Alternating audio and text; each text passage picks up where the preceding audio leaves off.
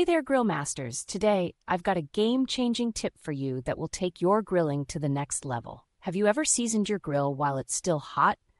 Well, you might want to think twice about that. Seasoning a hot grill is a common practice, but is it really the best approach? Let's dive into why cooling down your grill before seasoning is crucial for achieving that perfect flavor in your grilled creations.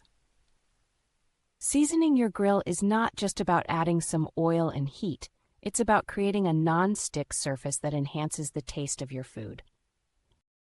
When you season a hot grill, the oil can burn off quickly, leading to an uneven coating and potentially ruining the seasoning process.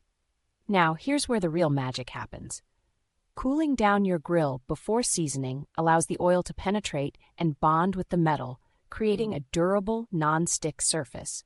This not only improves the longevity of your grill, but also enhances the flavor of your food. So, here's the expert tip you've been waiting for.